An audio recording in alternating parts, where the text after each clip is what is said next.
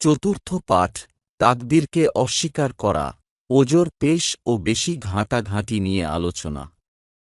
তাকদীরকে অস্বীকার করার পরিণতি।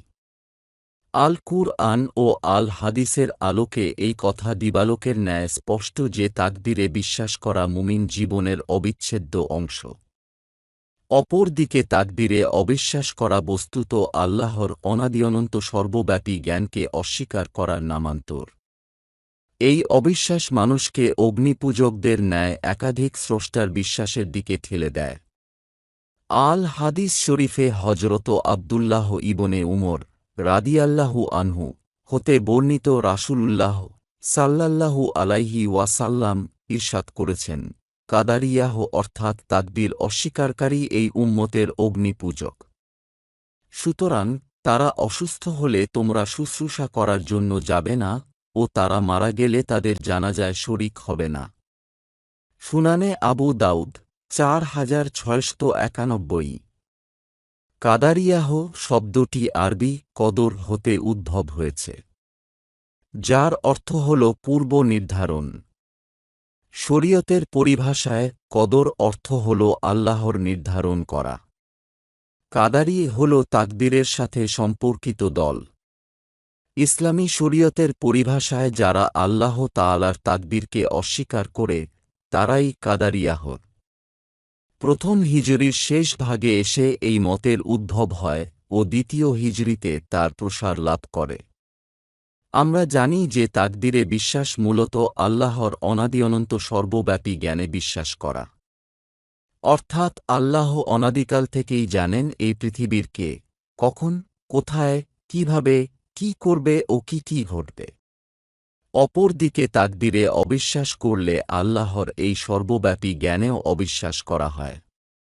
কাদারিয়াহ দল তাকদীরে অবিশ্বাস করে বলে তারা আল্লাহর এই সর্বব্যাপী অনাদি জ্ঞানেও অবিশ্বাস করে ও তারা বলে যে আল্লাহ পূর্ব হতে সব বিষয় জানেন না, বরং যখন যা ঘটে তখন তিনি তা জানেন। নাউজুবিল্লাহ মিন জালিক। হাদিস শরীফে রাসূলুল্লাহ সাল্লাল্লাহু আলাইহি ওয়াসাল্লাম ইরশাদ করেন, আমার উম্মতের মাঝে খসফ বা ভূমিধ্বস ও মাশক বা আকৃতি বিকৃতি হবে ও তা তাকদীরে অবিশ্বাসীদের মাঝে হবে। সুনানে তিরমিজি 2153। তাকদীর দ্বারা ওজর পেশ করা জায়েজ নেই।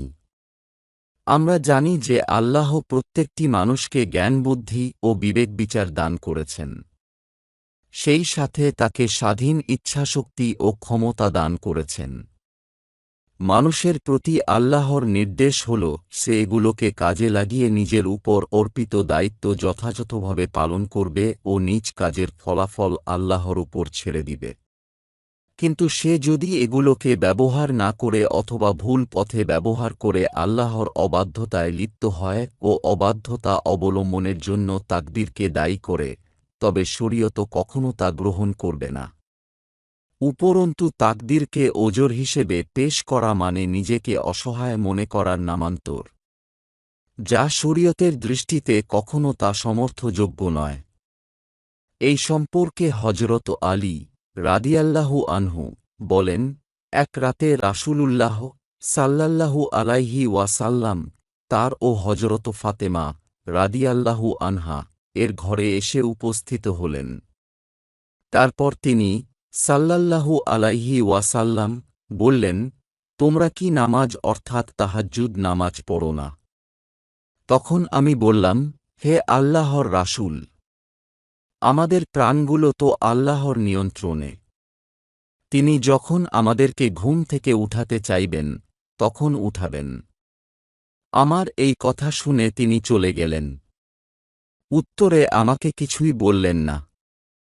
অতঃপর ফেরার পথে আমি তাকে নিজ উরুর প্রতি হাত মেরে এই কথা বলতে শুনেছি, মানুষ অধিকাংশ ব্যাপারেই বিতর্কপ্রিয়। সহিহ আল বুখারী 1127 ও সহিহ আল মুসলিম 775। অতএব স্বাধীন ইচ্ছাশক্তি ও এখতিয়ার প্রয়োগ না করে হাত পা ছেড়ে বসে থেকে ব্যর্থ হবার পর তাকদীরকে ওজর হিসেবে পেশ করা বা তাকদীরের আশ্রয় গ্রহণ করার কোনো সুযোগ শরীয়তে নেই। অবশ্যই সম্পূর্ণ স্বাধীন ইচ্ছাশক্তি প্রয়োগ করার পর ব্যর্থ হলে বা নির্দিষ্ট বস্তুটি হাসিল না হলে তখন তাকদীরের আশ্রয় গ্রহণ করাটাকে বলা হয় রিজা বিল কাজা, অর্থাৎ আল্লাহর ফায়সালা বা লেখনীতে সন্তুষ্টি প্রকাশ করা ও তা শরীয়ত সম্মত। তাকদীরের ব্যাপারে বেশি ঘাঁটাঘাঁটি না করা।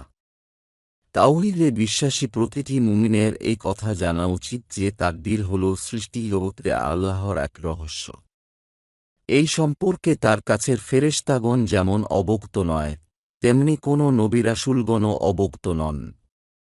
আল কুরআন ও আল হাদিস হতে যা জানা যায় তার উপর ঈমান রাখা আবশ্যক। আর যা জানানো হয়নি সে ব্যাপারে উদ্ঘাটন করা বা তলিয়ে দেখার পরিণতি ব্যর্থতা, বঞ্চনা ও সীমালঙ্ঘন ছাড়া আর কিছুই নয়। কারণ আল্লাহ তাআলা স্বয়ং তার সৃষ্টিকুল হতে তাকদীরের জ্ঞান গোপন রেখেছেন এবং তাদেরকে এই সম্পর্কে তত্ত্ব উদ্ঘাটন করা থেকে বারণ করেছেন। যেমন আল কুরআনে ইরশাদ হয়েছে, তিনি যা করেন সে সম্পর্কে তাকে প্রশ্ন করা যাবে না, বরং তারা নিজেরা কৃতকর্মের জন্য জিজ্ঞাসিত হবে। সূরা আল আম্বিয়া ২৩। অতএব যে এভাবে প্রশ্ন করবে আল্লাহ ইহা কেন করলেন ও কেন করলেন না, বস্তুত সে আল কুরআনের এই নির্দেশনাকে লঙ্ঘন করল। সুতরাং তাকদীর সম্পর্কে অধিক চিন্তাভাবনা করা বা তর্কবিতর্কে জড়ানো কোনোভাবেই কাম্যা ও নিরাপদ নয়। তাই তো সাহাবায়ে কিরাম রাদিয়াল্লাহু আনহুম কে তাকদীর নিয়ে বিতর্ক করতে দেখে নবী কারীম সাল্লাল্লাহু আলাইহি ওয়াসাল্লাম খুব অসন্তুষ্ট হয়েছিলেন ও কঠোরভাবে তা থেকে নিষেধ করেছেন। হযরত আবু হুরায়রা রাদিয়াল্লাহু আনহু বলেন, একদিন রাসূলুল্লাহ সাল্লাল্লাহু আলাইহি ওয়াসাল্লাম আমাদের কাছে বের হয়ে আসলেন। তখন আমরা তাকদীর সম্পর্কে বিতর্কে লিপ্ত ছিলাম। তিনি আমাদের উপর এত রাগান্বিত হলেন যে তার চেহারা মুবারক লাল হয়ে গেল, যেন তার গণ্ডদেশে আনারের দানা নিংড়িয়ে দেওয়া হয়েছে। তারপর বললেন, তোমাদেরকে কি এই কাজের নির্দেশ দেওয়া হয়েছে? না, আমি তোমাদের কাছে এই বিষয় নিয়ে প্রেরিত হয়েছি। তোমাদের পূর্ববর্তী লোকেরা এই নিয়ে বিতর্কে লিপ্ত হয়ে ধ্বংসপ্রাপ্ত হয়েছে। আমি তোমাদেরকে কসম দিয়ে বলছি যে তোমরা এই বিষয় নিয়ে কখনো বিতর্কে লিপ্ত হবে না। সুনানে আত তিরমিজি 2133।